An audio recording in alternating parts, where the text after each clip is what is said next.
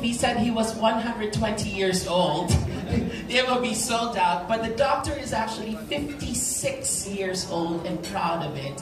The first thing you look at, of course, is the skin, his demeanor, his mien, his smile. Doc, we're going to tell them a little bit of your secret, how you defied age and how you made yourself stress-free. But we want to establish first, what is stress? What really is it? Well, Jude, stress is anything that poses a threat to the total well-being of man. Kahit anong bagay na umaatake sa well-being ng tao. Traffic would be one of them. Napaka-laki ng epekto ng traffic, yung pollution sa hangin, yung nakasimangot na kasama mo sa opisina minsan or sa tahanan, at yung kung ano-ano pa, pati sa pagkain na stressful sa katawan. Stress can be a lot of things, and you just enumerated for us some of the things that you actually meet every single day. And the natural question next would be, what exactly causes stress? Ang number one cause ng stress sa 25 years ng aking pagsasaliksik ay ang negatibong pag-iisip.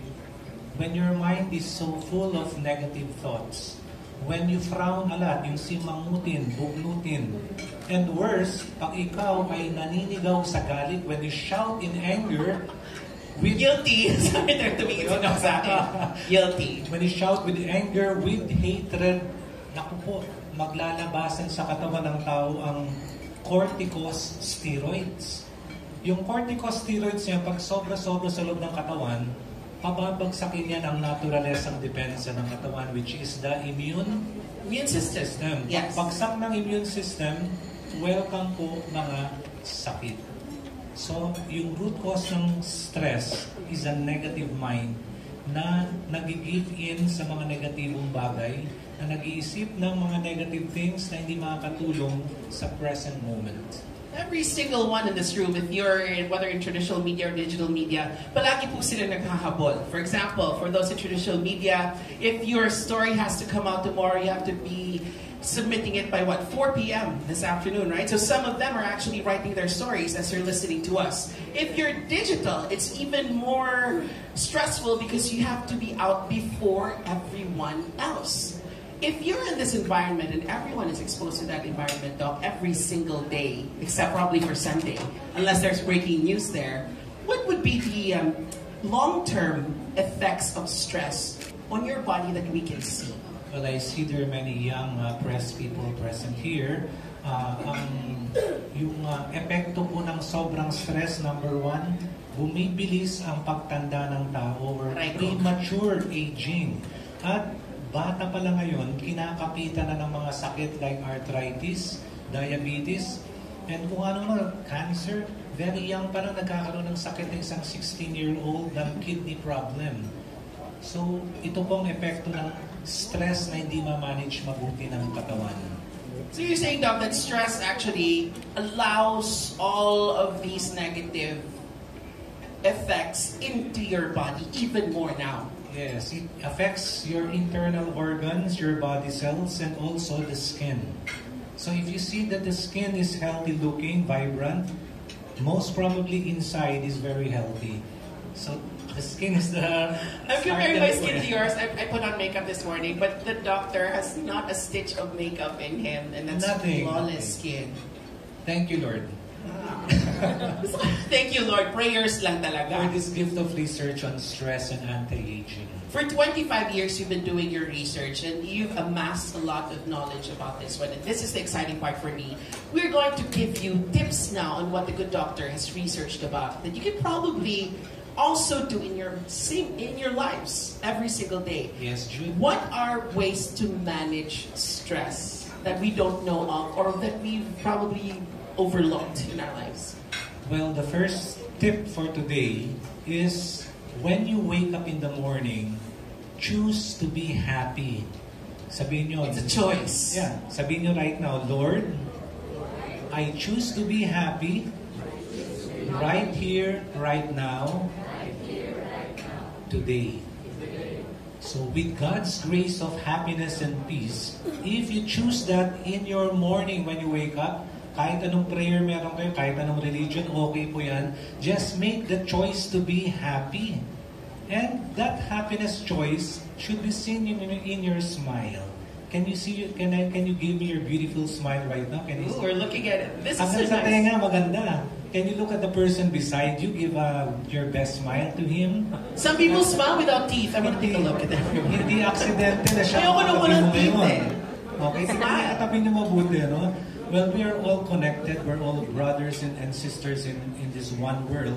Actually, palit na rin planeta natin. Yes, yes. The internet is bringing us all closer together. The whole world is just like one barrio. One click away. So smile.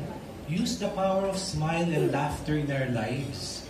Huwag natin titipirin ang tawa natin. Huwag natin iwasan natin hi. Dapat humalakhak sa galaki. Talagang tawa. It's very good for the immune system. So the old adage Stress that management. laughter is the best medicine truly is. Very true. Why is it Now. the best medicine? I'll answer it now.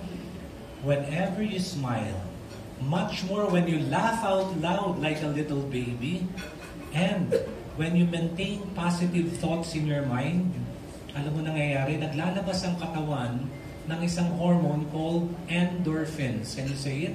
Endorphins or dopamine. Hormones na nakakapagpalakas ng immune system. Pag malakas ang immune system, malakas ang panlaban natin sa mga sakit. And mamaya, you will learn something which is, I believe, will help everybody, every person in, not only in the Philippines, in planet Earth, relieve stress, instantly mabilis ang result niya na very safe. Ako po, just stay on and you'll find it out. Okay, so that's the first one. Choose to be happy. What's another tip that you could give us? Second tip for today is rest before you get too tired. Yung mga young professionals dito, mga millennials, pati yung mga elderly, wag niyong isipin na tayo ay Superman. Wala talagang Superman or Wonder Woman.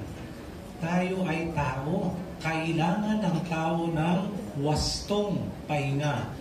Enough time to rest. Each person is biochemically unique. Iba-iba ang length of time ng pagtulog.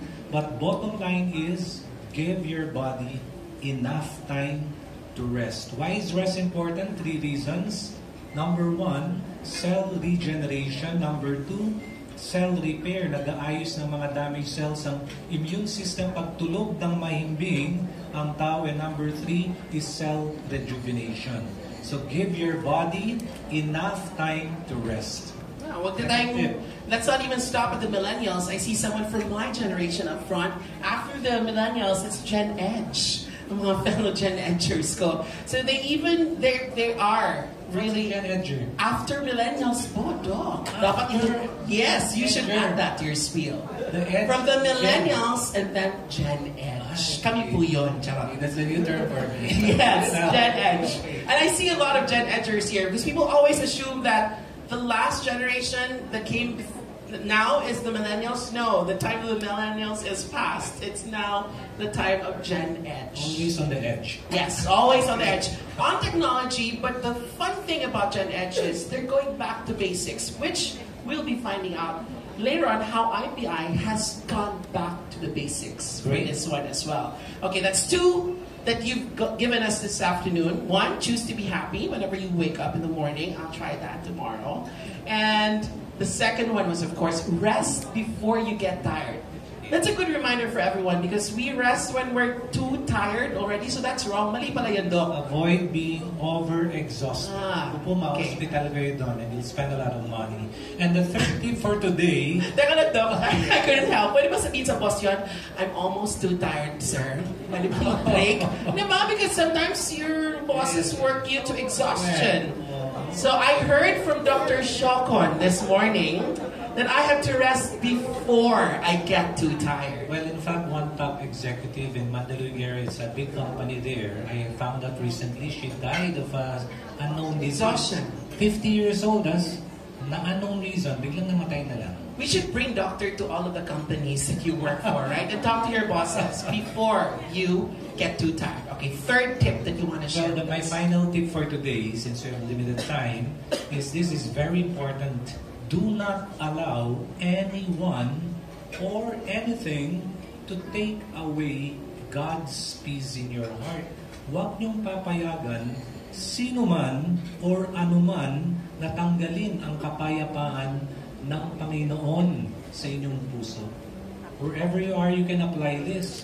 Kahit na napakainit ng panahon or ulan ng ulan, ang sikip-sikip dun sa sinasakyan yung sa public transport, whatever, God is present in your midst. Never remove the peace in your heart. Maintain that half smile kahit pagod na pagod kayo pauwi sa trabaho. At pagdating nyo sa tahanan nyo, kayong umiti. Sa mga kasama nyo sa tahanan, kahit pagod na kayo. Iba kasi pag uwi ng tahanan, si Mangot. Paalis pa lang ng bahay, nakasimangot na.